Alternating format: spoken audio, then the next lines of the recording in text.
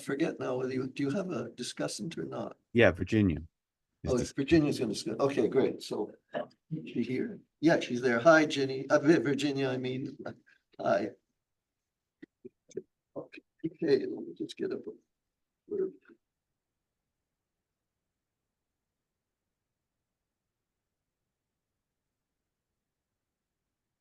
Have you, Josh, you haven't seen any sessions at all yet, right? I've seen, I haven't been able to join live, but I watched video from the first 2 days. Okay, did you watch Belkin?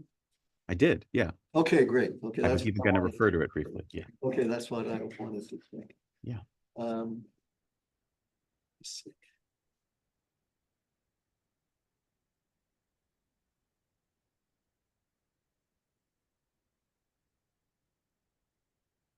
I'm also trying to see if there's some time. I know you said that I might be able to join. I can't join the or there is no discussion today, but I'm trying to see if there's any one of the other panels that my schedule would be great. I can add you to any of them. Yeah, I'll be in touch about that.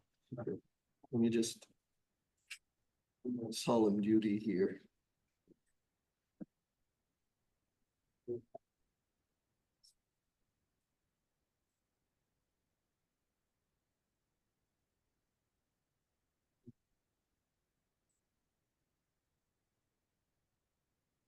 Welcome everybody to the afternoon session, everybody out in the distributed land and everybody here. I'd like to introduce Josh Tenenbaum, who's professor of computational cognitive science in the Department of Brain and Cognitive Science at MIT. He's a principal investigator at the Computer Science and Artificial Intelligence Lab called CSAIL. Is that former SAIL? No, SAIL is a Stanford's AI lab, but it's formerly the AI lab and the LCS, Laboratory for Computer Science. Okay, great. Yeah. And a thrust leader in the Center for Brains, Minds, and Machines, CBMM. His papers are on perception, learning, common sense reasoning in humans and machines, with the twin goals of better understanding human intelligence in computational terms and building more human-like intelligence in machines. In other words, he's cut out perfectly for this summer school. I hand it over now to Josh Tenenbaum. Okay, great. Thank you so much, Stephen, for organizing, for inviting me. You know, I got to watch much of the first 2 days, and it was really interesting to see a back and forth between people who are extremely impressed with large language models, both on their language abilities and maybe some of their general thinking abilities, and other people who are much more skeptical that they have really anything to do with intelligence, at least of the human form. The work I'm going to talk about here is an interesting, I think, mix of those two perspectives. And I hope that'll be useful, stimulating, engage in some interesting discussion, both now and going forward over the next 2 weeks. The heart of the talk, which will really be more like the second half, is based on this paper, which you can find on Archive, From Word Models to World Models, Understanding Natural Language by Translating into a Probabilistic Language of Thought.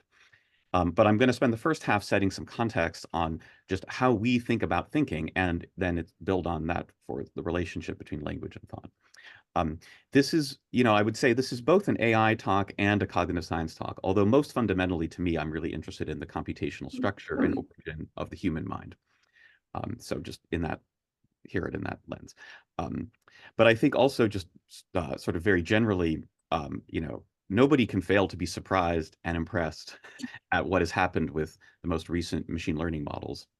And at the same time, they're very puzzling and confounding in certain ways. So I hope to try to be able to resolve some of that, or at least point the way towards some of that. This paper, the work I'm going to talk about, is joint with a number of people. I want to single out 2 people, Lionel Wong and Gabe Grand, who are the joint first authors of that paper. I'm putting Lionel a little bit bigger, in part because a lot more of my slides are taken from Lionel.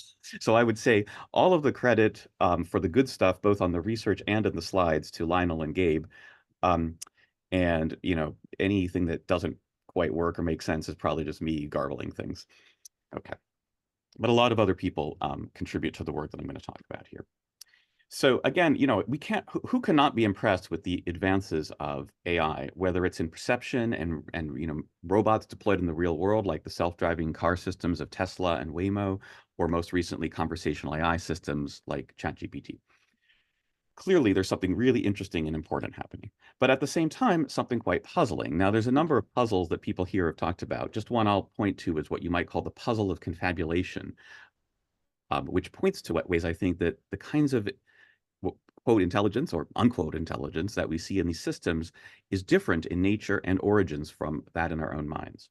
So think about, for example, in the context of driving, this is a video from Tesla self-driving system where it's faced with something a little bit out of its training set, a horse-drawn carriage and buggy. And it interprets it as a truck, first facing one way, the other, then it's a SUV, then it's a truck with a person behind it. Now the person's gone away. Shortly, the person will come back. They can't figure out which way the truck is facing. If a person were having this experience on the road, you would think they should stop driving and get off the road as soon as possible, right? There's something fundamentally detached about their mind from reality here. And when this happens in systems where lives are at stake, it can be deadly. So this is a serious worry technologically and societally.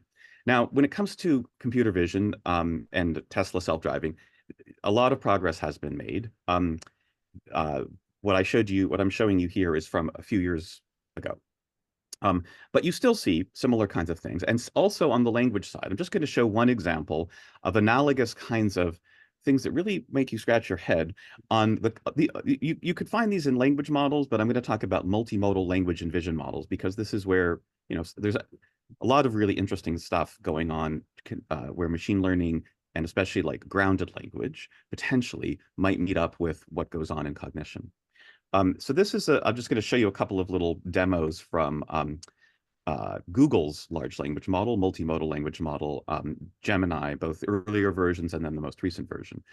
This is the figure I'm showing here, which I'm giving to Gemini. And I should say you can see similar things with ChatGPT, but it's a little bit funnier with the Google one, so I'm going to focus on that. This is an image from my colleague Vikash Mansinga, whose work will also figure in the talk. Vikash is one of the world's experts in probabilistic programming. He and I are very interested in how our minds and our machines could model uncertainty. So here's an image that I think all of us, when we look at this, it's pretty clear that, though it's a little hard to read, kind of messy, it's really clear that there's a word here and that the word is uncertainty. But what does an LLM, a multimodal LLM, see from this? Well, it might see this. The image you sent me shows a black and white image of a text box. The text box has a dark gray border, rounded corners, good. Inside is the word dream, written in a bold sans serif font. Is there anything else I can help you with? I ask, how many letters are shown in the text box? There are 5 letters shown in the text box. The letters are D, R, E, A, and M. What is going on with this? Now we could say, all right, well, at least it's pretty good. I mean, at least it's recognizing that there's text and it's, it could be worse, but it seems to be strangely confident about an incorrect answer. But you could say at least it's not like seeing a person or person walking down the street. But consider this small change to the input image. Now our LLM says, this shows a black and white pixelated image of a person. The person is facing forward and appears to be standing still. Here are some details about the person. They have short hair, they're wearing a shirt with a collar, their legs are slightly wider than their torso. Since the image is pixelated, it's difficult to discern other details, such as facial features or specific articles of clothing.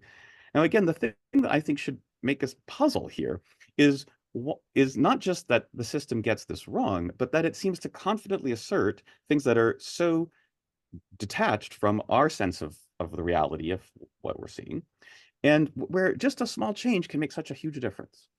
Just to update things, this was from the first version of Google's Gemini. The most recent version of Gemini 1.5 Pro has gotten better in some sense. Now, given uncertainty, it doesn't say dream, it says optical illusion. But it's still wrong, and it's still overconfident.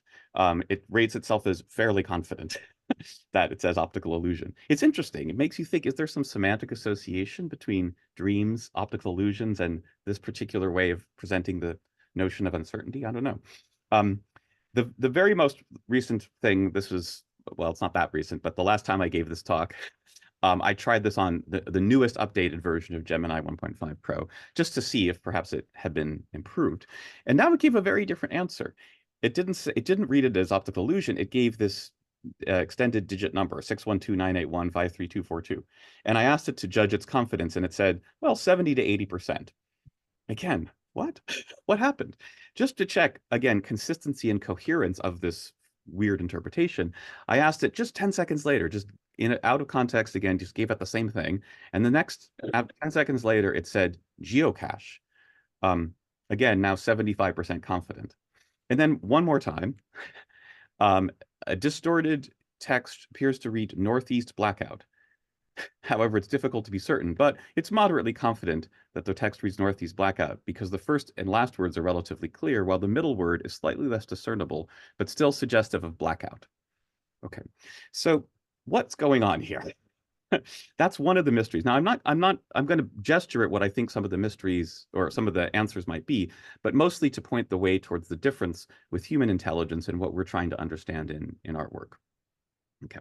I think fundamentally what's going on is whether you're building a computer vision system or an LLM or a multimodal language text system, you're building a system that takes the inputs and outputs that our brains do, perception of the external world, sense data of some form, and it produces actions or something like actions that can be grounded back in the external world. But the inside of the system doesn't have any notion of a world. It's a function approximator. It's learning to approximate the input-output functions that our minds produce, and it's learning to do that from various data sources, including objective data sources, as well as human reinforcement. Now, why does this possibly work? Well, again, there may be some laws of physics, things that are like physics, like, for example, the famous scaling laws of neural language models, where you can show in some form, especially when you're trying to predict, like, and this is very much following some of the information theoretic ideas that Richard has been talking about and others in the group here. If I'm just trying to predict the next token from the previous ones, there are certain fundamental power laws of language and distributions in language that these systems seem to incorporate and build on, such that if you increase by an order of magnitude the amount of compute, you can, in a predictable way, lower the test loss in predicting the next token. That's on the left.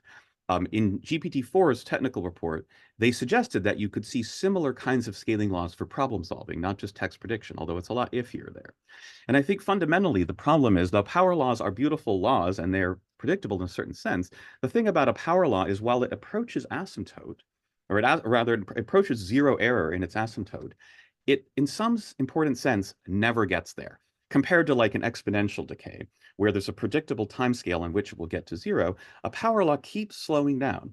And if you have any uncertainty in the power law's coefficient, or in its applicability to not just to predicting the data stream, but actually solving a problem, then it's basically impossible to know how much data and compute you're going to need to actually get to the asymptote, which we want to call, full adult human intelligence. In contrast, humans don't seem to be built this way. Our minds seem to be built as world modelers from the start. And I'll say more about this, but from the very beginning, we have our minds and our brains, and this is something that inherits, shared with other animals and inherits from our evolutionary legacy, seem to be built to model the world and to deal with all kinds of incompleteness and uncertainty. And that means both in the structure of the world, and our uncertainty over what's out there, the current state, as well as the fundamental deeper laws, the causal laws of physics, or how agents plan and so on. But we're built to engage these kinds of mental representations. As I'll show in a little bit, the way in our group we've modeled this for a long time is what we call the game engine in the head, by analogy to, say, video game engines. Our brains and minds seem to be built with these kinds of resources for world modeling. You can see that these notion of world models that are used even not just in human adults, but in young children to coherently understand the world and deal with situations that are importantly out of distribution, right? And that's really key.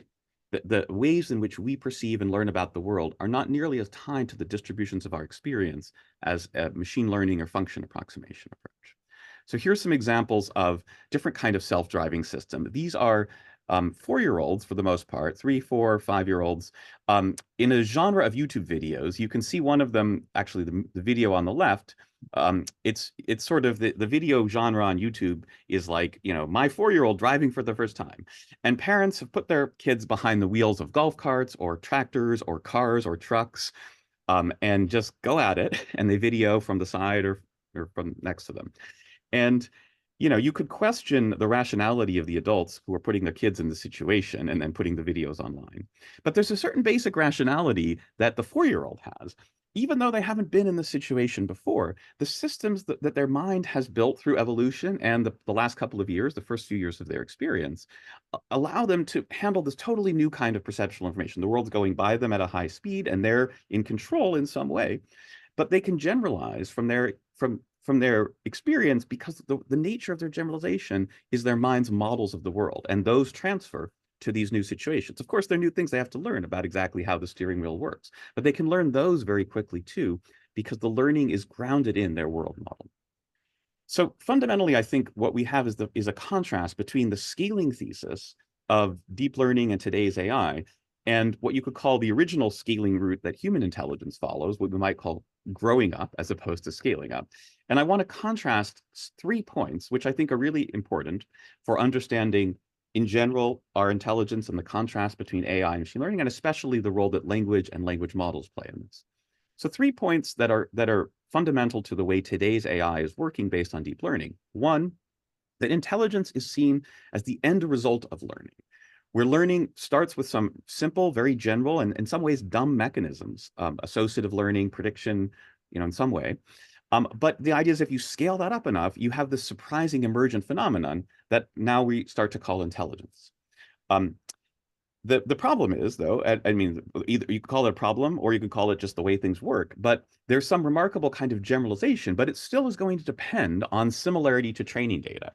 And its ability to go beyond the training distribution is weak and unpredictable compared to when you're in distribution.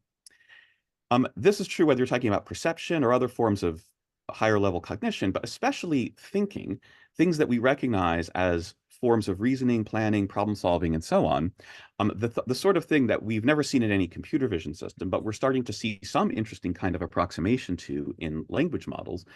Crucially, that in machine learning, thinking derives from language because it's only the data of language, not the data of pixels, that conveys information really about human thoughts, which makes sense. Again, humans have always used language as our main medium to express our thoughts to others, just like what we're doing right now in giving talks like this, right? But crucially, thinking requires language data, and even carefully cleaned and curated language data. Our colleagues who are at the big AI companies can tell us a lot more about this, or rather, maybe they can't tell us about this, but they can tell us that they can't tell us about, and those of us who've worked with this know the importance of having the right kinds of language data as well as the right reinforcement data. Okay, so contrast this with human minds and especially human children. For our intelligence, it's not just the thing that is at the end result of all of our learning, although we do, babies are not in some important way, not as intelligent as human adults, we would like to say. But human intelligence is built in some form from the start. It's the foundation of learning. It's not just the end state. It's what's there and the learning mechanisms that let you learn so much from so little. Okay, and we saw some of that in Virginia's talk, and I think the field of human cognitive development is a testament to this, or what I was just showing from the 4-year-olds is another example. But in other work that I'm not going to talk about here, we've done a lot of work trying to model the core knowledge of even 12-month-old or 10-month-old babies. And there's important ways in which they have a common sense understanding of the world that is in significant ways, it's not all built in, but in significant ways, it seems to be present even in 2- and 3-month-olds. Okay. As a result of our built-in capacity for modeling the world, our generalization is based on the fit of our mental models. It's not about the training data. Okay, data is important. We improve our models, we grow models, we can make new models from data. But what accounts for generalization and what drives generalization is not similarity to the data, but the fit of our world models and their ability to be flexible and themselves to be generalized. Okay. And crucially, thinking isn't the thing that comes at the end state as an emergent property of modeling language, but rather thinking is there from the start, and it's the basis for language. It's the basis for why human children construct language so robustly and resiliently. And again, there I'm referring to by using that word resilience to some of the ideas that Virginia talked about in her talk and Susan Golden Meadow has talked about. I urge everyone to watch her Rumelhart Prize talk where she talks about this as well. This idea that, as we saw in Susan's work and Annie Sengus's work with Nicaraguan Sign Language, that children who grow up without any language input, it's not just about the poverty of the stimulus in the traditional linguistic sense, but you grow up with deaf without sign language input, and you create in some form your own personal proto-language, or at least a way of communicating that has hierarchical symbolic structure. And then you bring a few such children together, and within the span of a couple of generations, they've created a whole new language from scratch.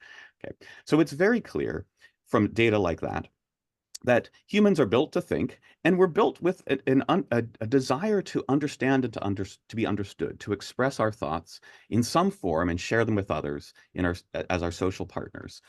And that's, there's nothing I think more fundamental to understand if we want to understand where our intelligence comes from. So what we've been trying to do in our work is to try to capture the human growing up scaling route in computational terms.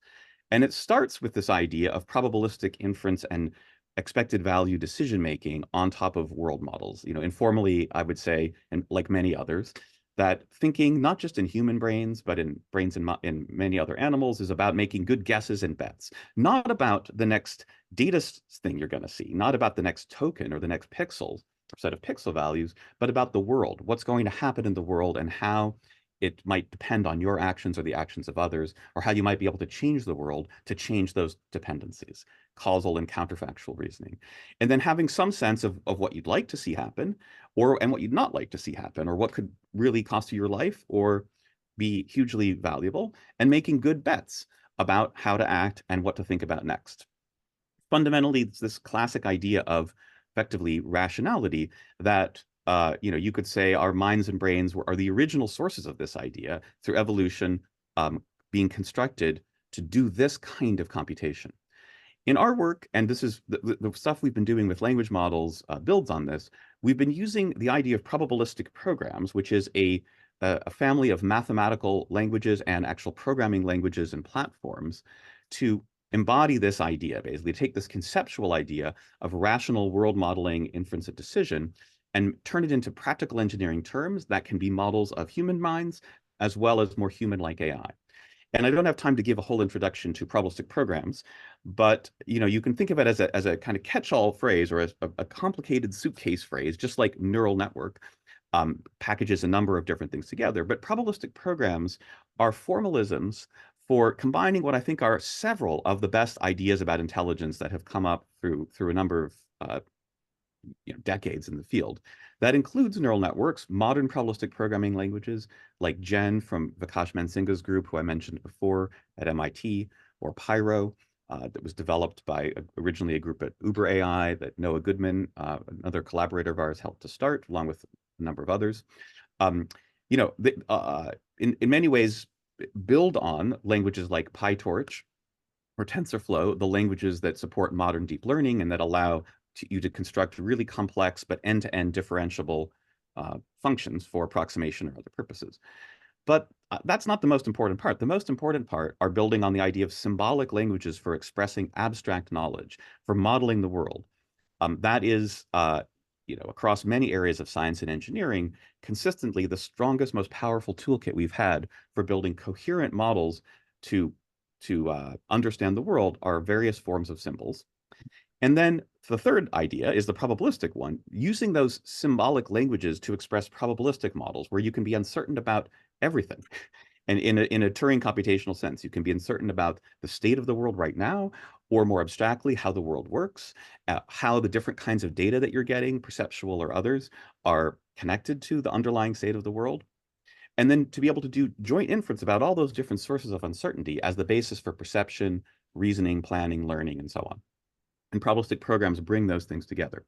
I'll say a little bit about how that toolkit works, as well as then how, once you learn language, the ability to externalize and internalize thoughts that are produced by these kinds of probabilistic programs, basically, that transforms things in fundamental ways. And here, lest people think that I'm just a deep learning or a LLM skeptic or something, Again, I find neural language models and the long tradition of distributional statistical learning in language that they build on to be really important. And in the work that we've been doing, we've been using large language models, or in many, by today's standards, I might even say small language models, to capture this, actually.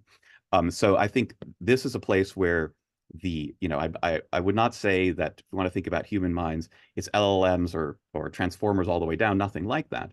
But the kinds of things that are going on in distributional sequence learning could be a way to capture some aspects of how language grounds in these tools for mental modeling and also enriches and extends it.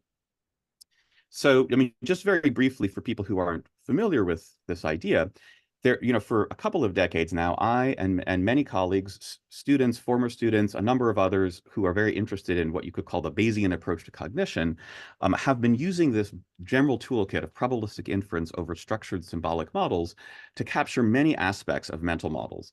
And this is a plug for a book that's forthcoming, edited by Tom Griffiths, Nick Chater, and myself, and with many, many other contributors. And it'll be coming later this year from MIT Press, but it's part textbook, part research monograph, and just showing how this toolkit can be used to capture, to both explain in a principled and actually understandable way, but also to quantitatively predict and model behavioral data across so many different ways in which our minds model the world. Just to illustrate one, which I'll come back to in the context of language in a minute, an area that we've done a lot of work on is intuitive physics, as a kind of probabilistic inference. And the particular kinds of intuitive physics we're thinking about are in these complex scene understanding cases, which, again, not coincidentally, I think are also really interesting and classic settings for studying grounded language. So, for example, if I show you a scene of a bunch of blocks, think like Jenga blocks stacked up in various ways, some of these images might look very stable, others might look unstable, and I can ask you a question. How likely do you think this stack of blocks is to fall under gravity? And we can model that by having a structured world model, which consists of basically 3D object models, and then causal models of how those underlying 3D scenes give rise to images. That's like a graphics program, basically. The computer graphics is a way of writing programs that generate images from those underlying 3D world models. But then there's also these physics programs. And again, here I mentioned game engines. So game engine style physics simulators capture a lot of aspects of effectively real world but common sense physics in ways that hack Newtonian or actual untrue scientific physics in all sorts of ways to be efficient, but do a pretty good job of capturing what we expect to happen in the world, which makes sense because we're the ones playing the video games and they're designed for us. So by doing probabilistic inference to infer the input to a graphics program, given the output, which is the image, you can do a lot of 3D perception. And then by doing probabilistic forward simulation, you can imagine what might happen next. It could also be conditional on your action. So the same toolkit could be applied to a much less familiar sort of judgment. Like, imagine I have these scenes of red and yellow blocks on a table, and what if I bump the table hard enough to knock some of the blocks onto the floor? Will you knock off more red blocks or yellow blocks? So the first judgment, the one about how likely is a stack of blocks to fall, I mean, anyone who's played Jenga or anybody who's ever been a kid probably has built things. If you're a professional builder, you have a lot of other intuitions. But that's very familiar. The question on the right is one that, unless you've seen me talk about this, you probably never thought about. It's not something you have direct experience about. You can't learn it from feedback, how to answer that question. But I can use my language to give you that question as well as the other relevant world knowledge, and then you can reason about it. And the models that we build can capture both the familiar judgments of like how likely the stack is to fall, as well as these novel judgments relatively equally well. So these scatter plots are examples of the kind of data and modeling that we've done in our lab for a long time. On the y-axis, we're plotting the average human judgments of, let's say, on 1 to 7 scale, how stable or unstable the blocks are.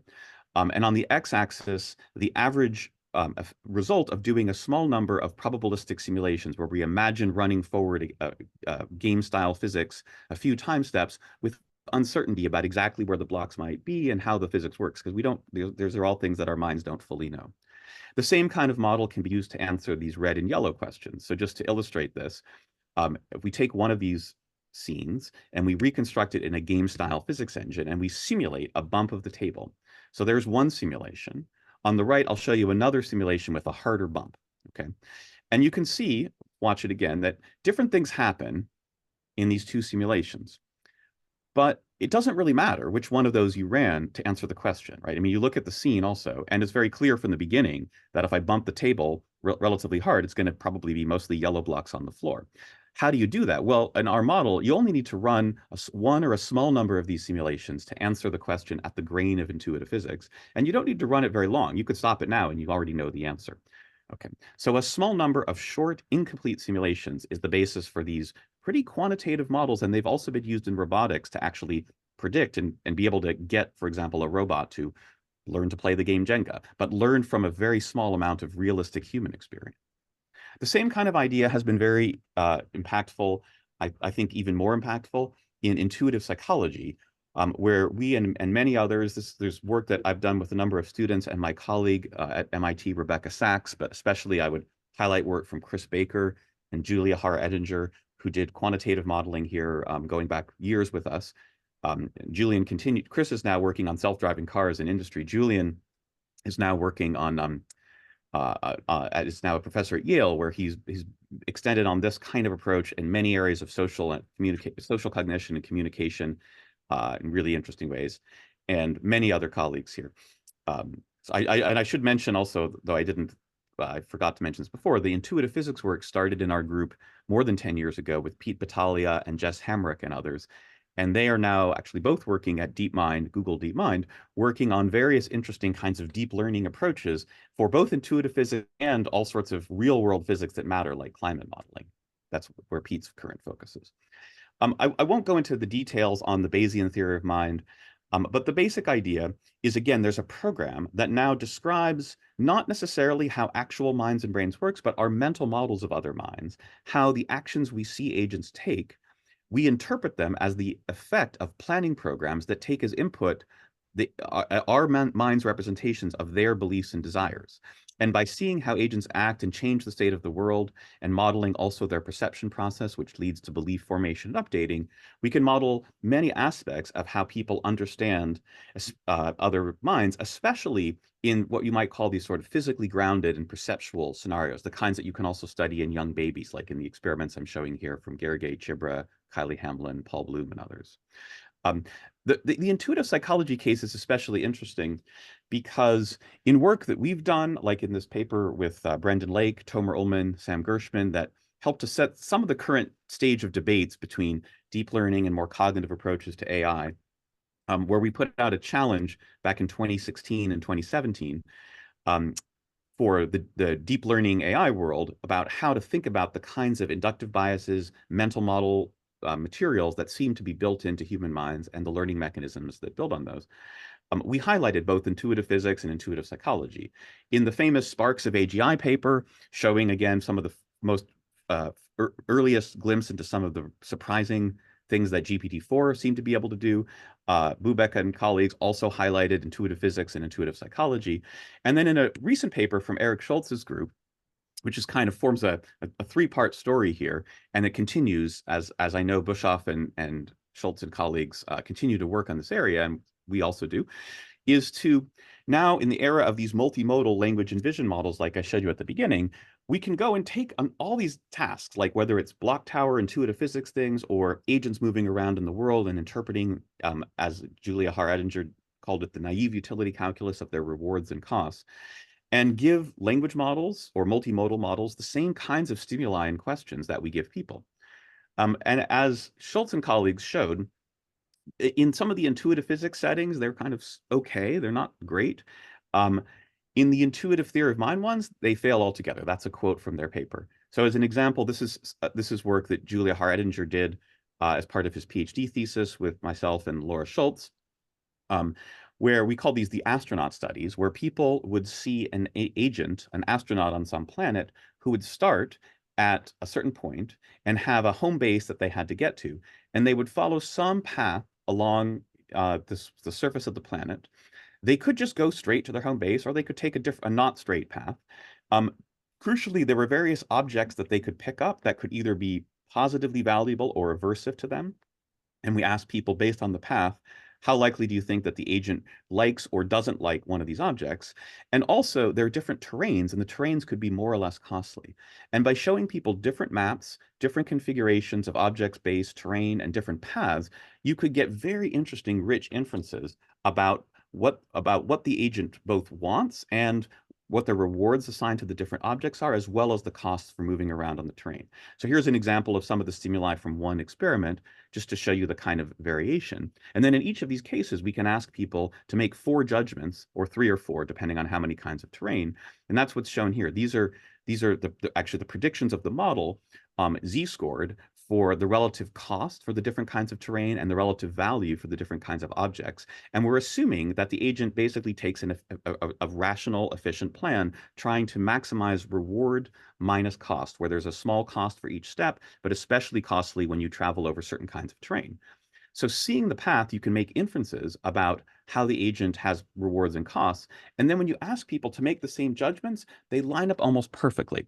This is just one of many experiments that Julian did, showing what is really a remarkable quantitative match.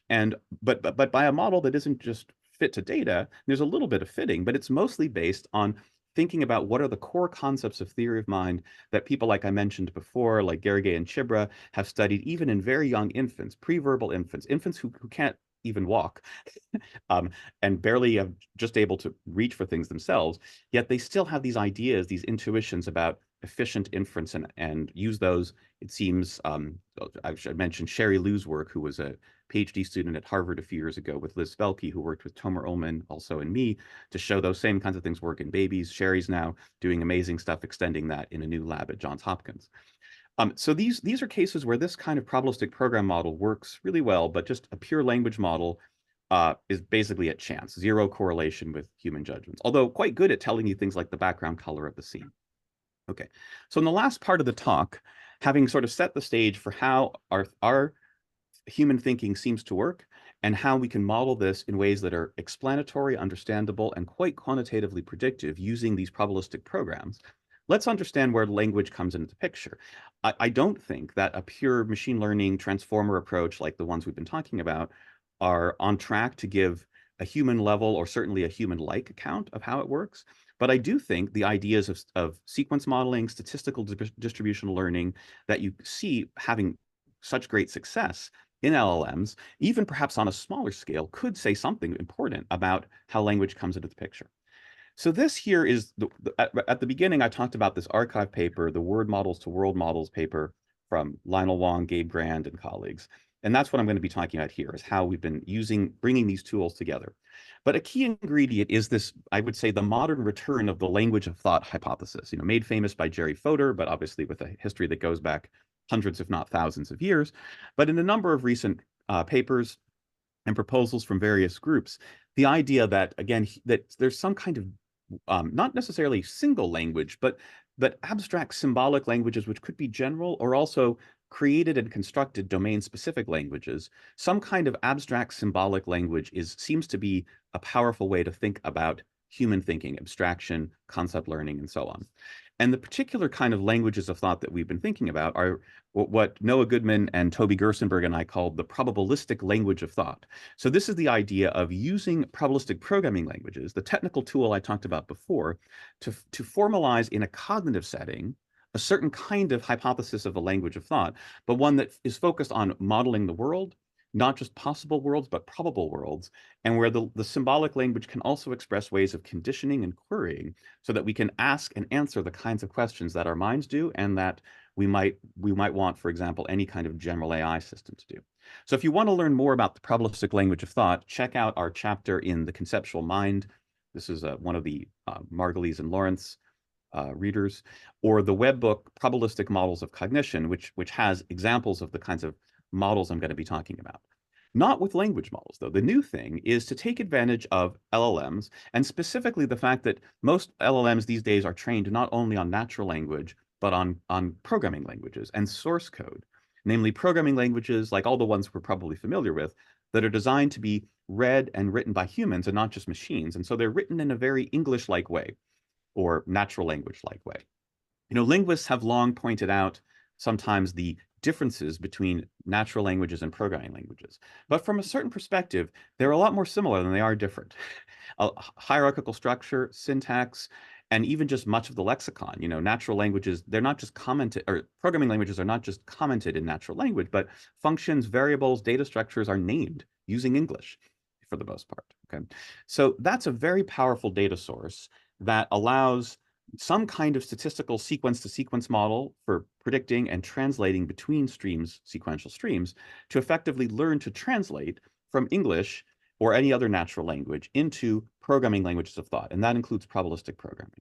So the idea of this paper, what we call rational meaning construction, that's the name of this, is a particular thesis on how language is understood, and perhaps also how it might be produced and learned, although our focus here is on language understanding, and thinking about the relation between language and thought in that context.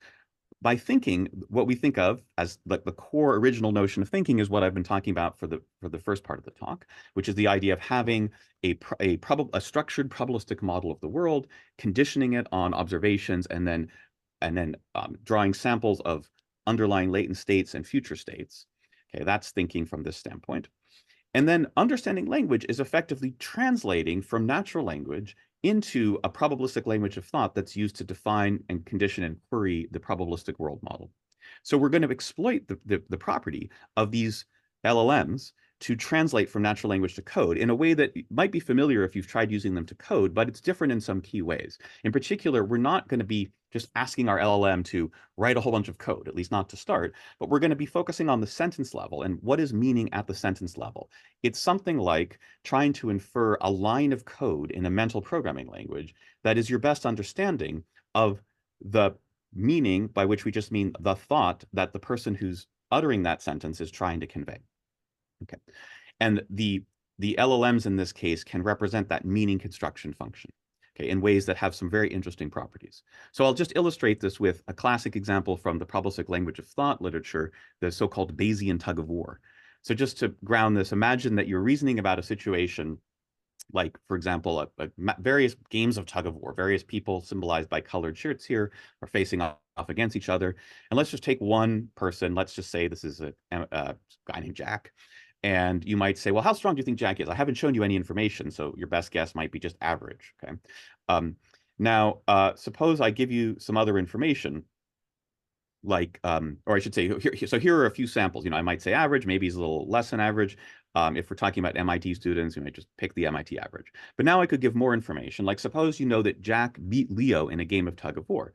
So that might move your arrow up from the MIT average, because, well, people who are stronger might be more likely to win than people who are weaker somehow. Okay, I could give you some more information, like Leo had just won 10 previous matches. Well, so that means you might think Leo's pretty strong and Jack must be even stronger. So your arrow goes way up. But suppose I told you, well, Leo sometimes just doesn't pull as hard as they really could. So maybe Leo was just getting a little lazy when Leo faced Jack, so it might go down a little bit. But then Leo single-handedly beat a team with Jack and Tom on it. Okay, so now you think, okay, well, Leo was probably lazy before. Jack maybe isn't that strong, since Leo, when they wanted to, could beat both Jack and Tom. Okay, so the point is, in a classic example of non-monotonic reasoning, your inference about this one aspect of the world, Jack's strength, is going up and down as you get various information. So we'd like to understand how that thinking process works, how updating your beliefs based on linguistic evidence, linguistically expressed evidence, works. Okay, that's the starting point of this paper. And the idea is to use, in this case, we're using the probabilistic programming language Church, which is based on a dialect of Lisp or scheme. So there's a lot of parentheses, and I'm not going to be able to unpack all the language, but hopefully you can get the basic idea that we define functions that describe probabilistic distributions on strength, laziness, and so on. I'll work through this. And that's well attested work that's been very good. It's basically the general toolkit for doing the kind of probabilistic intuitive mental modeling that I showed you with intuitive physics and intuitive psychology. But here we're doing it for this kind of novel domain. There's no core domain that infants are born with for tug of war, but we can write a model like this to capture what adults in our culture at least might think. And then the key new thing here is to understand how to ground language in these mental models. So this is where we're going to model the translation of a statement in English like Jack won against Leo, or a question like how strong is Jack, into lines of code that support probabilistic updating and querying in this language. Okay? And the meaning functions, which will be implemented by the neural network here, or the large or even small language model, capture various interesting ideas that have been proposed. I don't have time to review this history, but proposed in different eras of linguistics and thinking about how to think about meaning, how to think about concepts, and it's a very rich literature that I'd be happy to try to discuss if we have time during the question period. Okay. But the hypothesis here is that maybe these distributional language code models can implement some human-like, perhaps, approximation to this meaning function. And again, crucially, we're not trying to now capture to learn patterns in data in the world. We're trying to learn patterns in our thinking and how thought is expressed in language. So it's a more modular problem, which I think is better suited to the way language actually works in the human brain, right? There's a delimited part of our brain that is a language processing network. Strokes or other lesions there can really impact your language ability without impacting your general thinking ability. And it's a relatively late evolutionary addition to a brain structure which shares a lot with other non-human primates, for example. And so it's that modularity, I think, is also really important here. So again, just to unpack how this works, you have a probabilistic program that describes these concepts that I can describe to you in language in this way, but to the model right now, they're just given in code, and they just describe, for example, that player's strength is drawn from a Gaussian distribution. Players can occasionally be lazy.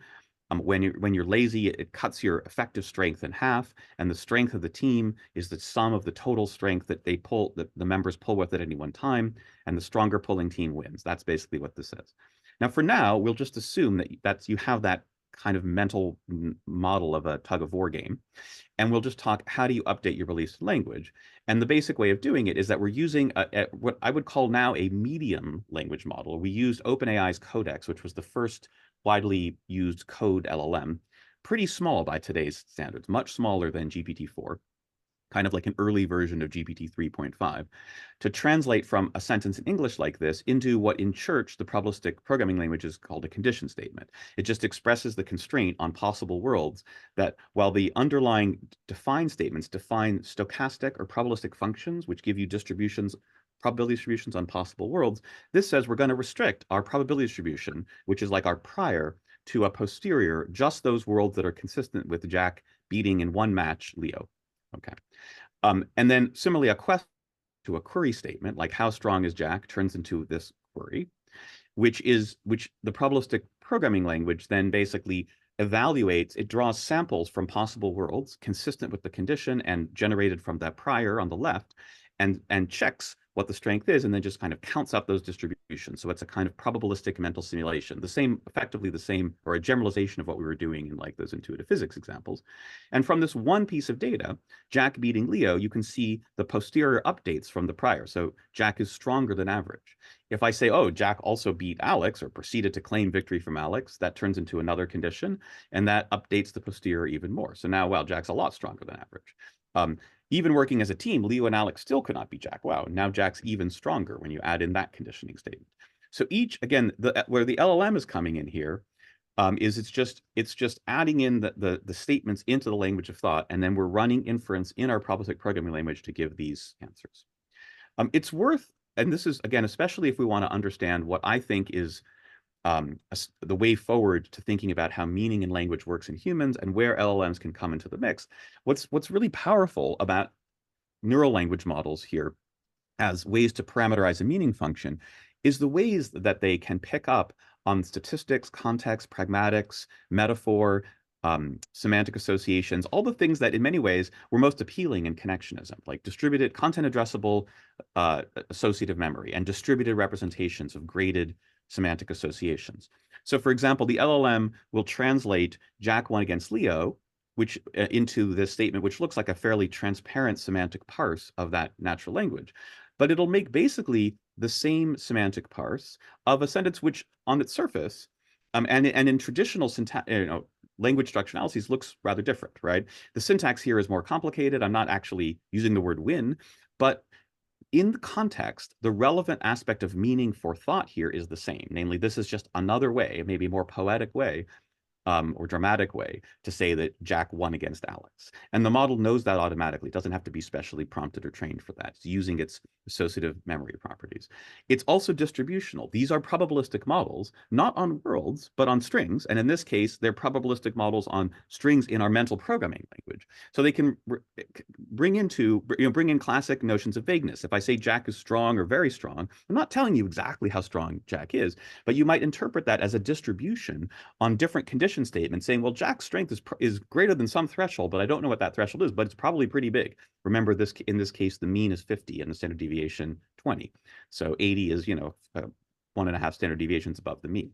And the idea is, this is, again, like in scalar adjectives, it's basically saying I'm conditioning on the idea that Jack is greater than some threshold, but I could be uncertain about what that threshold is. And even metaphorical things, like if I say Jack is pretty strong and Ben is a beast, right? In this context, it's reasonable to interpret Ben is a beast as saying Ben is really, really strong, 80, where Jack was maybe 60 or greater. In a different context, if I'm talking about, whether you should date someone and I say Ben is a beast, then I'm probably saying, stay away, right? So that both metaphor, sort of context sensitive metaphorical interpretation is the kind of thing that this meaning function is very good at. I'll mostly just skip over this, but in work with Ben Lipkin and Leo and Gabe and others, we've done, and this is really all Ben's work, some very nice quantitative studies of showing that these contextual aspects of understanding of strength in the kind of tug of war context can match very nicely, not always, but in a lot of cases very nicely with human judgment. So it's suggesting that the distributional aspects of meaning that we're capturing here are at least somewhat, if not psychologically real, at least consistent with the judgments that people make. Okay. But mostly what I've done with this example is just to try to show you how this kind of framework can work to be a way of implementing what is in some sense a classical idea, that language isn't directly the medium of thought, at least the only one, but it's a way of expressing and communicating thoughts, internalizing and externalizing them. Okay, and that statistical distributional mechanisms can be a powerful way of learning that the mappings from the signs and symbols that we externalize to an internal compositional structured language of our thought. Now, a lot of what goes on in this paper, and I'll just show you one or two examples, such as work with Zed Zhang in an intuitive physics domain, or some intuitive psychology work with Lanciang and Shen, or Tanshi Shen, is showing how we can take the same kinds of things that I showed you in the first part of the talk and effectively reconstruct them, but now in worlds that are just described by language. So imagine, take that task of the red and yellow thing, where before I was showing you the image of a scene, and then I was using language to describe a question. But what if I just use language to describe the whole world, right? So I didn't show you an image, I just described what's there. In many ways, but we're still going to do a mental simulation, a probabilistic mental simulation in a physics engine. There's many cases, in our daily life where we use language to describe the physical world as we experience it. It can be extremely expressive, very complementary often to, images or photos. It has vagueness and uncertainty, and that's interesting. So we might describe a scene now, like imagine a table and there's some blocks on it. There's some red blocks in the center. There are many tall stacks of yellow blocks on the side of the table. If the table is bumped hard enough and so on. So we ask the same question, but for scenes that are described in language. And then people make a graded judgment, the same 1 to 7 graded judgment of is it more likely to be red or yellow blocks. And so when we can test this again, the same kind of quantitative study with large number of participants, all online, all just reading stuff, with different kinds of language expressing exact as well as approximate number, approximate quantifiers, logical quantifiers, vagueness like the stacks could be tall or very tall, and different kinds of spatial relations, and across many different stimuli, we mix up more or less complex sentences using these different kinds of language. And in each case, we're using, again, a relatively small LLM to translate sentence by sentence into statements for conditioning and querying in our probabilistic language of thought. Then we run a small number of mental simulations, in this case in a 2D physics engine, compute the outputs and compare those with people. And what I'm showing you here is, again, the same kind of scatter plot I showed before, but on the vertical axis are again our human judgments, and on the x-axis now are the model or the predictions of this language-informed thinking model. So it looks a lot like what I showed you before. These are the judgments from the Battaglia et al. Work on the red and yellow task. where here the model was given a visual scene, people were given visual scenes, and the model did that same kind of probabilistic mental simulation in the physics engine. But in the current work on the left, again, the scene description is constructed from language using the tools that I've shown you by conditioning a prior on scenes. Okay? And the main point is just that the models fit human judgments pretty well in both cases and about equally well, all right, which is interesting. We can also compare with just a sort of zero-shot or a few-shot baseline LLM. So these are language models which don't have an explicit mental model of physics or any doing explicit simulation, and they are much worse fits to people. Okay, this on the high up here on the y-axis is distance and distribution from human distribution of responses to the various models. The blue one is the rational meaning construction model. And you can do a similar thing in the intuitive psychology domain, like, for example, in the settings that I showed you with Julian Haar-Edinger's work. This is work that Lance Ying and Shen did. I won't go into the details, but again, we can describe worlds with various goal objects that an agent might have and constraints, like you have to go through doors. The doors could be locked. You have to use keys. There could be a red key that could unlock the red door, and so on. People could be told either that, you need a key of the right color to open each door of the same color, or you could be told weird things like keys only unlock doors of other colors. Okay? In these kinds of worlds, again, the rational meaning construction model does a very good job of capturing people's judgments. For some kinds of judgments, easy cases, even GPT 3.5 does reasonably well. GPT-4 does better. But as the situation gets more complex or unusual, things change and break down, like especially if we say, well, in this world, keys only unlock doors of different colors. That's an easy thing to say to somebody, and you have to change your mental model.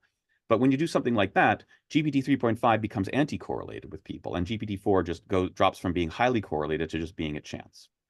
So these are examples of the ways in which, going out of distribution from our training experience, if we're just using a machine learning function approximation approach, which is remarkable as those systems like GPT-4 are, that's what they're doing. But ways in which, if the function approximation is just approximating a much more modular translation function and building on our mental model tools, we can just do much better. Okay. The last thing I'll just talk about very briefly is, what is any work like this has to raise more interesting questions. If anything like this is right, on the right track, then it's not answering at this point the most interesting questions, but just raising them and perhaps highlighting ways you might get at them. So in all the work I've been doing for a couple of decades now in probabilistic inference and mental models, you start by showing how you can do inference with a mental model, but then you have to ask, where do you get it from? Now, learning from experience is one thing, and I've done a lot of work, and others in our group and many other colleagues. A lot of that book I mentioned with Tom Griffiths and Nick Chater is about how we can learn using hierarchical Bayes and probabilistic programs, learn abstract programs by doing inference over the space of programs to make sense of our data, maybe even small amounts of data. But much of our learning, probably the most powerful form of human learning, comes through language, more abstract, generic language, as many folks in cognitive science, cognitive development have shown.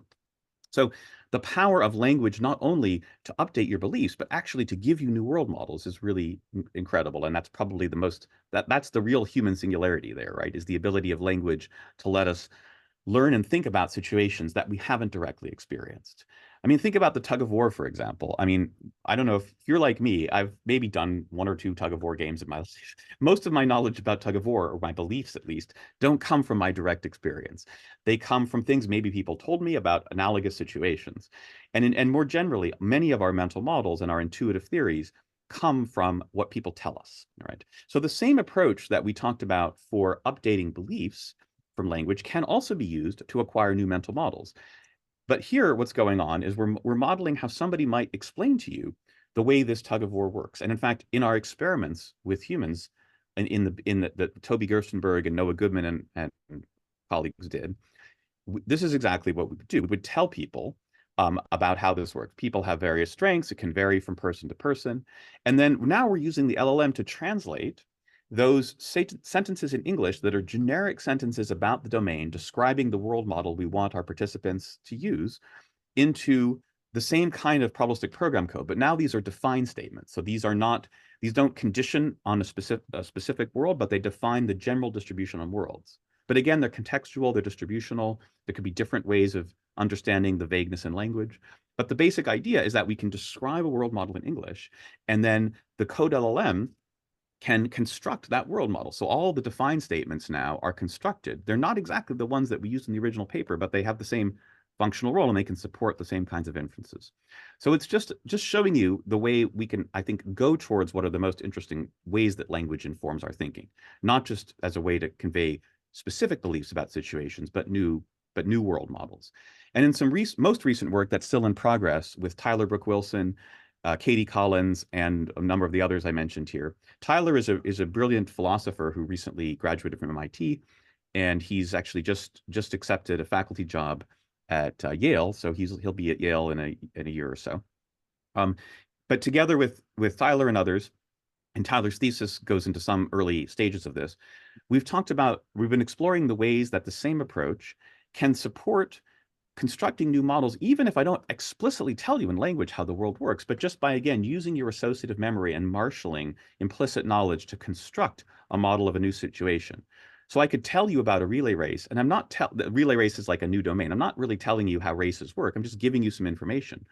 But we're exploring ways in which the LLM can be queried to construct possible background knowledge and write probabilistic program code that can be suitable for reasoning about this domain. Just on its own, the LLM isn't enough, but you have to do some reasoning about the models that it suggests. And then those models, when suitably reasoned upon, can support novel reasoning in this domain and even sensible updating. So we're really getting, at least demos of steps towards computational models that can capture the richness of how we are able to think about new situations, even ones that we haven't really thought about very much before, or that we haven't been explicitly told how to think about. But using the combination of language, the associative knowledge that's in it, and an underlying ability for constructing probabilistic models of the world and updating. The last thing I just want to leave you with is a set of thoughts about a ridiculously really does have to be the last thing. It is the last thing. But I think this will set up some of the discussion with Virginia and others too, which is many people in cognitive science, whether in linguistics or other areas engaged in meaning, have been interested in what you could call, a unified account of meaning. And what we're trying to at least point towards steps towards this with the framework I talked about. Just to again raise controversial points for discussion, if you like. But the idea that we can capture the meaning of a word in context, as well as more generally, as effectively, you might think of it as a form of dynamic semantics if you're familiar with this, but the meaning being in context, in a discourse, the incremental contribution to the probability distribution over PLOT expressions in the problem that we're thinking about, or the problem under discussion. And the meaning of a word or phrase or sentence or other unit of language in general is a higher order stochastic function that can take as input a discourse context and return as output a meaning in context. And the idea is that if we think about the different approaches, these are just four traditional ways of thinking about meaning in language, which all have great value and have often been seen as being competitors, ways in which we can really bring them together, ways in which the PLOT ideas that we've talked about can integrate the compositional logical aspects of meaning that formal semantics and other areas in the language of thought tradition have emphasized, as well as in the context of probabilistic language of thought and mental models of the world can give a powerful form of grounding that's not grounded in sense data, but in our models of the world. That's what the PLOT does. And the LLM, or more generally a statistical distributional sequence models, can capture both the distributional statistical aspects of meaning. It's both the sort of distributional usage approach, but also more general semantic association needed to make sense of language so flexibly, as well as some of the very flexible, pragmatic, communicative ways we use language. So I'll just leave it at that. Okay. Okay. Could you turn off your share, please? Yes. First of all, thank you very much for this.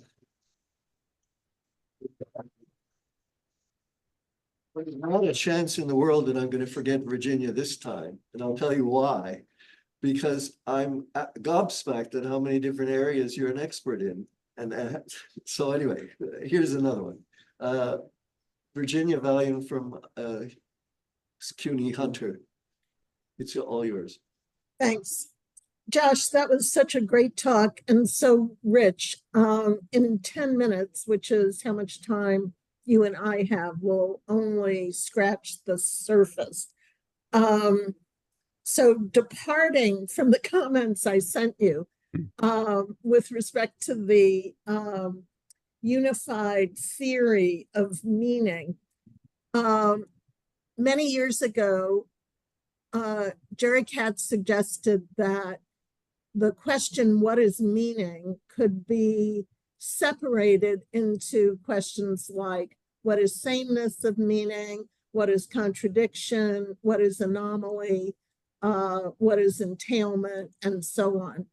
And it occurs to me that it would be interesting to try this, to try your model, to see just how well it can detect synonymy, contradiction, anomaly, and so on. Yeah, I think that's a great connection. I mean, I know a little bit about that, but you're inspiring me to go back and reread and learn much more about it. I mean, I think just in the context of the last thing I said, the idea exactly that, in a sense, in this framework at least, what the statistical language model is doing is capturing the notion of sameness effectively, because the distribution on code in the probabilistic language of thought, if that distribution is similar, and that can be measured in different ways, then you might say, well, things have the same meaning, either in context or in general, and that distribution function can be contextualized or it can be made higher order. Okay, so that's really interesting, but it doesn't compute entailment or other, conceptual or inferential relations. Those come from reasoning in the probabilistic language of thought. And yeah, I mean, I think that would be great to explore that more, see if that can account for both account for the different set of phenomena and unify in that sense. Yeah, I think that would be really interesting to explore. So going back to some of the more mundane, which I guess is a pun, aspects. The way that I'm understanding what you've said about how the theories intersect, that is, how LLMs intersect with Bayesian models, is basically you're using the LLM as a kind of tool to translate from one vocabulary to another vocabulary. Is that accurate? Yeah, I mean, and that is at the most practical level, that's what we're doing. Yeah. Okay. I can say more about that, but let's go with that for now. Yes. Okay. So the critical difference that I see in what you're doing and what LLMs are doing is well, I guess there are two critical differences, but for me, the most important one is the use of symbols. The other part is the Bayesian mechanism, but let's separate them. So when you put symbols in, to me, you're putting a lot of content into the mechanism. Do you agree with that? I agree that adding symbols adds a lot of content, but I think, and I didn't have time to unpack all of this very well, I think, but when you say you putting in symbols, in different things that I'm talking about here, the you and the putting in are different. But yeah, Okay. whenever you add in symbols, that adds a lot of content and structure. Content. Right. So I'm thinking about the implications of that for nativism. So Yeah. it seems to me this is a nativist theory. I would say it is compatible with some forms of nativism that I find plausible, although I don't have a horse in that game, but through a lot of interactions with friends and colleagues like Liz Spelke, Susan Carey, many others, come to find certain aspects of nativism and conceptual nativism plausible, especially in certain core domains that are shared with other animals, like intuitive physics about objects, that the world is three-dimensional, objects have that there's some kind of physical interactions that our bodies engage with, and also some forms of intuitive psychology, not necessarily higher order belief reasoning, but the idea of efficient action and that agents have goals and they pursue actions in the physical world grounded in physics to achieve their goals efficiently. Honestly, there's evidence, again, Sherry Liu, who did this work in Spelke's lab and continued to build on it, has really, I mean, I was going to say striking evidence in 3-month-olds, but every experiment with 3-month-olds is very small and a lot needs to be built on. But as striking as it gets in 3-month-olds, science, showing that certain aspects of not only physics, but efficient goal-directed action understanding seem to be present. That doesn't mean they're innate, but at least they're present way before language and probably build on some innate stuff. So it's compatible with that notion of, sorry. I'm not sure who that is, but could you mute That for was that was an accident. I think they just should have turned off their. Okay, but yeah, there's this idea that certain kinds of symbols are used in our framework to describe some of those core systems.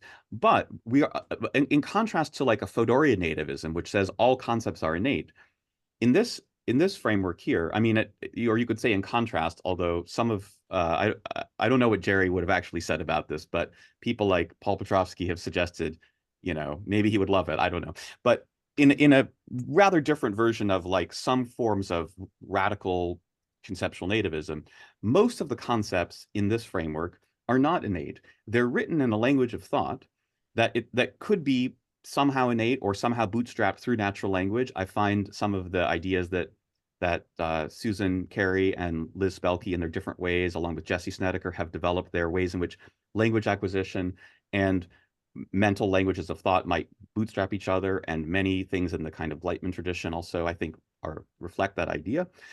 But I think we still need to show this. This is like the most interesting thing to do, but to show ways in which the things I was showing at the very end could be used to explain how and model how natural language can start off being grounded semantically and logically in a limited symbolic vocabulary of probable worlds that reflect core knowledge, but then that can support bootstrapping and introducing new concepts via those mechanisms I was talking about at the end, including new concepts, but also new domain theories that we get explicitly or implicitly through our linguistic interaction with other people who we think know more than us.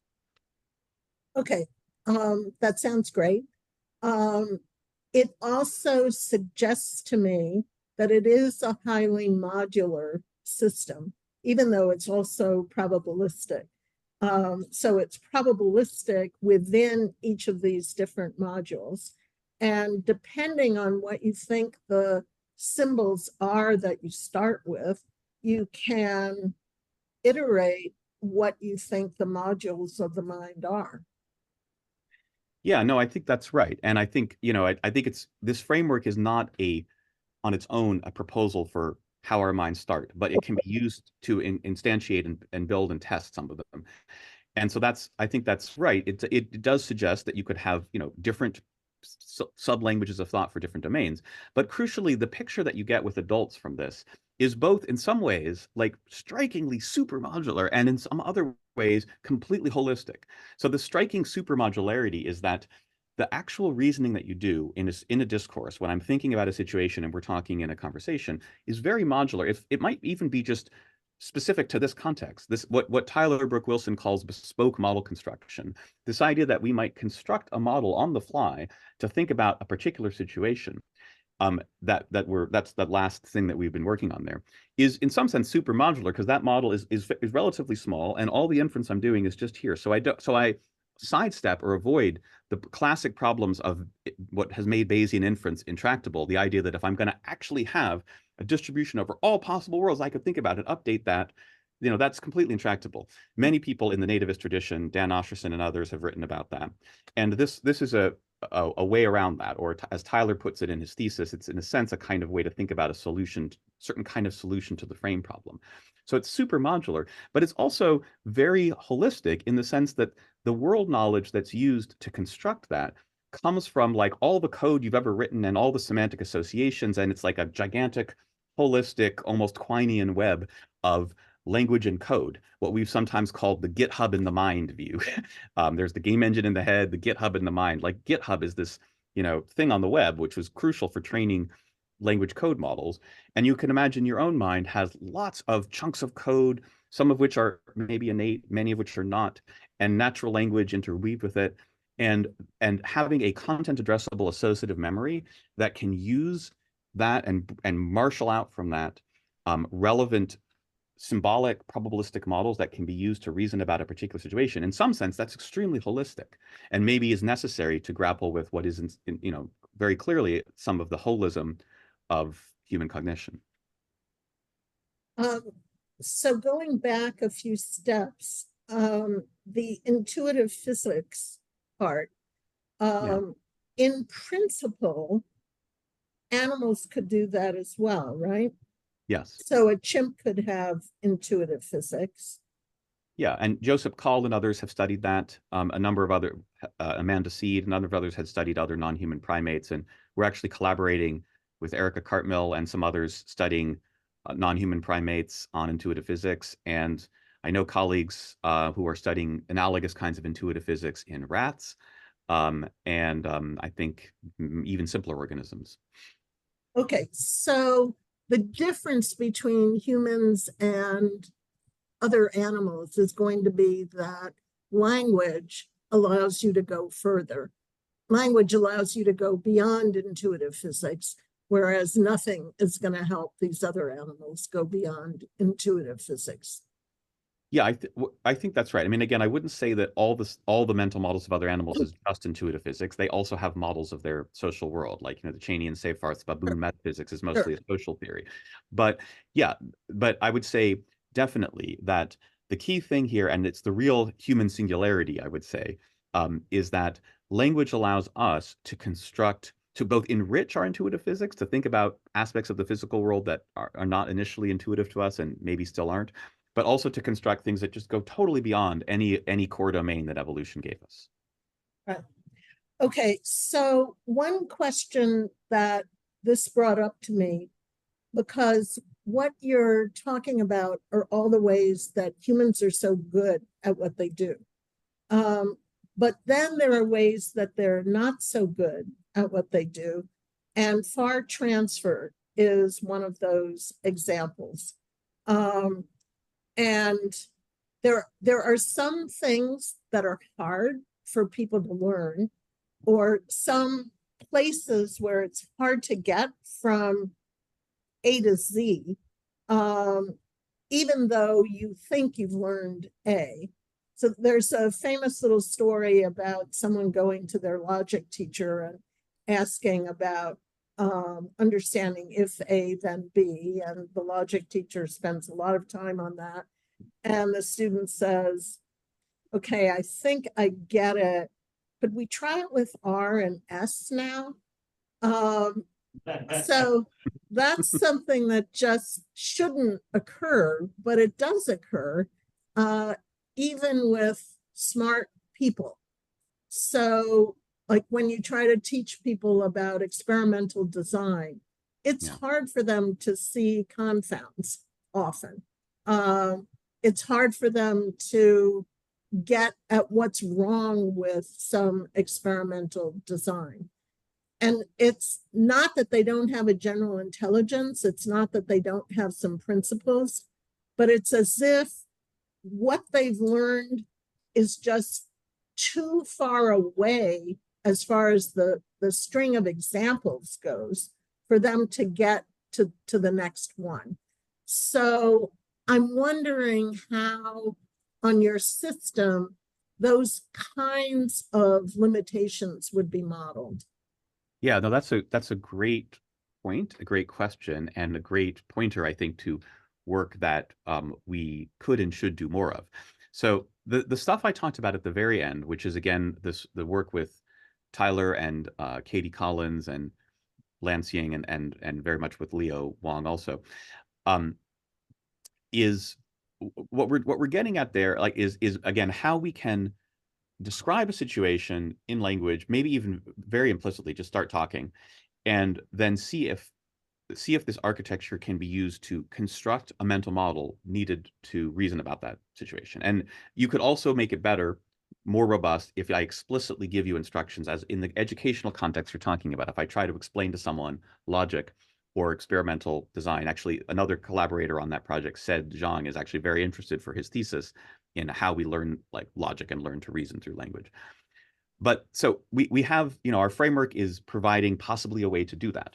But in order for it to work, at least in the current system, we do the kind of thing that LLM folks are generally doing these days, which is some kind of few-shot prompting.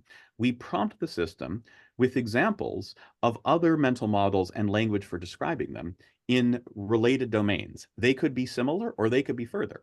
And what we already can see, right, is, I mean, the interesting thing is, can you generalize to new domains? So our system is somewhat able to do that. But you know, this is a place where near or far transfer would be relevant, at least so far, you know, as you might expect. You have to have some domain that's at least reasonably close. And for example, we could transfer from like a tug of war to a relay race or to some other sports setting, or from a couple of sports settings to yet some new sport.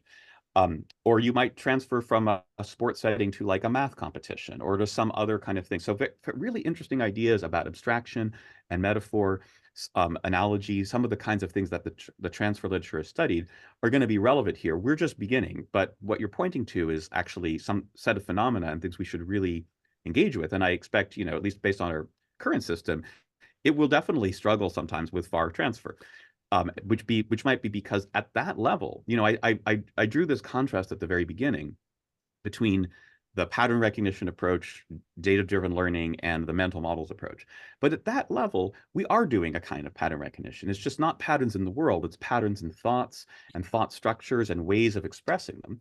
And, you know, at that point, if that kind of really interesting but much more abstract kind of pattern recognition is what's driving your ability to construct new models of new situations, or at least initially, before you've had formal instruction or when you're just at the beginning of formal instruction, then we should expect that it to have the same kinds of fragility with far transfer that any machine learning approach does. Okay, sorry to be a killjoy here. We have about 10 minutes left, but we have at least 4 people that want to ask questions. So what I want to suggest to Alina and Julia and also Lei-Jin and Stefan Carlson is to raise your hand again, and I'll recognize you in the order that you raise your hand. Okay, Julia, go ahead. Hello. So I was wondering, was thinking like maybe you can use the LLM translator plus the probabilistic models, that system, to model how the beliefs of a reader would change over the course of being told a story or like reading a book. And then you could look across genres or books or whatever to kind of get a sense of what the kind of model of those stories being told, since the stories are themselves a world model, what that would be. And that you could incorporate, because if you have a guess, because something that you didn't like touch on in, you know, in your hacked talk, which I'm sure you didn't have time, but was that like, if you have a guess about where you are in the trajectory of the story you expect, then you have a guess about what you think is going to happen next. Okay, wrap it up because we so I was just wondering, like, do you Yeah, think that's a great question. Let me just try to answer it really quickly. Yeah, Leo Wong would love that question because in addition to being a great cognitive scientist, they are also a writer. They write stories and even novels. And one of the things that we've been working on is little mini like 3-act structures and things like that that follow either classic narrative structures or other things. And you know, maybe not surprisingly, those are places where we see a big gap between human story understanding and LLMs, even the state-of-the-art ones. But exactly, yeah, we're trying to use these models to capture how that kind of you know, journey of understanding might unfold, and also even how a creator might create it. So another student that we've worked with, Kartik Chandra, has had some work at last year's CogSci conference on storytelling as inverse planning, and the idea that like if somebody's understanding another character's journey by doing some inverse planning, as in those theory of mind models, then a storyteller can try to invert that inverse planner to convey the emotional or mental journey that the character has. And that's a way to use this toolkit for both story creation as well as story understanding. So again, those are mostly promissory notes, but great question, and future research, I think, from Kartik and Leo and others will address it. Thank you. Thanks. Hi, I'm going to ask a question in person, Josh. This is Eva. Hi. Yeah, go for it. I really liked your talk, by the way. I watched it on video. Yeah. Cool. Great. Okay. So yeah, so following the work that you were showing, where you were basically based also on what you were saying in the question period, where you were, you know, few shot prompting these language models to produce probabilistic language. world models, I guess I have sort of a more meta question, which is, do you see that as just a way to sort of help step-by-step reasoning in these models, or do you think this is sort of evidence for early sort of possible world modeling being learned in these models? I'm not sure if I see it as either of those. I mean, so I don't think of it as either doing step-by-step reasoning in language models or evidence that they do possible world modeling. It might be I mean, there is, obviously, as you talked about some and others have, there's certainly a lot of evidence that LLMs, if you try to just use them as end-to-end reasoning systems, they can benefit from step-by-step reasoning, and there might be some emergent world modeling capacities. But again, I look at that and I see a really interesting and mixed pattern of successes and failures. And depending on who's writing the paper and what their agendas are, you can highlight the successes or you can highlight the failures and the gaps. To me, an objective perspective is that it's patchy and fragile, although extremely impressive and really interesting. So the way I think of what we're trying to do is to say, yeah, there's various kinds of interesting, approximate, implicit knowledge that those models have that can be used sometimes to succeed in reasoning, complex sequences of reasoning or world modeling. But I think a more robust way to use it is the way we're using it, both a more human-like and a more robust for AI way to use it, which is to condition and construct these bespoke world models that, where the long chains of sequential reasoning or actual, coherent world modeling are there by construction. Right. But there are other limits. Like, again, as I was saying, Bayesian inference in really complex models is very difficult, and I don't think people do it. There's a lot of evidence they don't do it, but they seem to do it very generally in just the right small model, at least in cases where they have the relevant world knowledge to construct those models. And when they don't, they don't. Right? So that's all.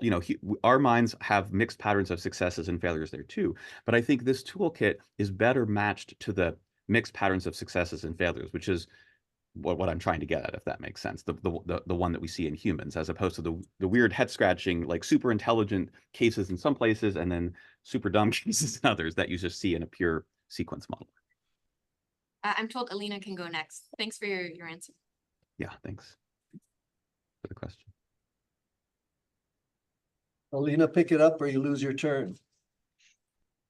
Yes. Hello.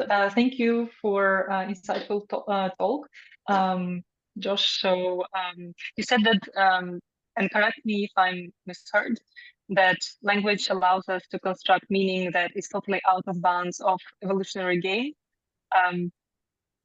If this is what you said, I think this is deeply profound. So. Yeah, so you mentioned. I'm sure I'm not the only person who said that. Many people have said Okay. that, yeah. It's just a reminder, I do think I it's guess. profound truth, yes. Okay. So the actual question. So you mentioned that the meaning of the world is constructed contextually and incrementally. So could you please elaborate on how this process occurs and how it impacts our understanding of complex concepts? So the transition between the from incremental construction of the meaning to generalizations. Right. So the way it works in I can tell you how it works in the models that we've built so far. And again, this is not to say that it's exactly like this in the mind, but I think it might be something like this, and a lot more work needs to be done. But the way it works in our models is something kind of like what you're familiar in a chat. Like if you've used ChatGPT or other conversational AI systems, the way it's working is that basically if you're used to using ChatGPT, you type something, it types something back. And in the middle, some wheels turn, and then you type something more, and wheels turn in the black box, and it types more stuff. Okay, so it's basically like that, in that you at each sentence is translated into some expression in the language of thought, roughly at the sentence level. And I think sentences are real units of meaning. Like I am very respectful and admiring of many insights from language, including that words are real and sentences are real, and there's real syntactic structure to be understood there that is only being approximated in some ways by these models. But the key is that, yes, there's a process, the contextual process is like at the discourse level. You go sentence code, sentence code, sentence code, and each sentence to code translation is conditioned on the previous conversational history or the discourse that that you have been interpreting. Okay, that's just a first approximation. Just another thing you might want to do, and surely you'll have to do, is go back and edit previous code. Because if you realize, oh, I misunderstood something, I can't just add new code. I have to go back and edit the code that I wrote before, which is also something that code LLMs can do. I'm not saying they'll do it right, but there's other processes that involve like checking and refining and fixing models that are written in this way. But maybe that gives you some sense of the contextual dynamics of how language is understood in this model. Last Thank you. question, Lei Jin. Hi. Joshua, thank you for the presentation. It's very interesting. I have an engineering background, but I'm not an expert in artificial intelligence. I have a few questions. From your presentation, I understand that actually LLMs,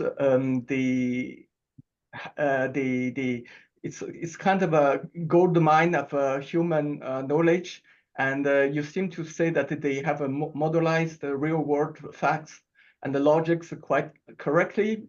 If you ask the question directly in human language, currently they don't seem to give the good answer because with some lack of algorithm. But if you first translate the human questions into functional code, like the work you are doing, then they are capable of, and we execute the code, then we are capable of having results that are quite close to human behavior.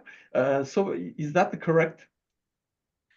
Yeah, that's more or less correct, but I don't want to, and that's what we've been doing in these examples and what I've been showing. But I don't want to claim, and I don't think it's true, but certainly I don't have the evidence for it being true or how true it is, that LLMs like always do this, right? There's a lot of ways in which language is only an imperfect reflection of the ways that we think. There's certain things that, again, are partly based on evolutionarily ancient core systems that language is not very good at expressing. And that includes also spatial reasoning. And you can see ways in which even the best language models break down here, and multimodal language vision models have had persistent problems always from the beginning there. So I think, I don't want to suggest, I think, yes, language is a treasure trove of knowledge, explicit and implicit, about the world. But and for us, it's such a valuable resource as human beings, okay? That's why it's no accident that language models, when they're trained to capture patterns on all the language that humanity's basically ever produced and put out there on the web, start to have remarkable properties. At the same time, it's only some parts of our knowledge about the world. There's key parts to actually understanding and being in the world that basically nobody ever talks about. and even if they do talk about it, they talk about it very incompletely and imperfectly. And yet our brains are designed to understand in those terms. So I don't want to convey the idea that somehow it's all there in language and that's all you need, not by any means. Wonderful. Before we let people applaud, there's several panels coming. Are there any of them that you can join? Not today, unfortunately. Yeah. I need to check my calendar and coordinate on some family things, and I'll try very hard to join one of them. Okay. Now we'll applaud you for it. Okay. Thank you.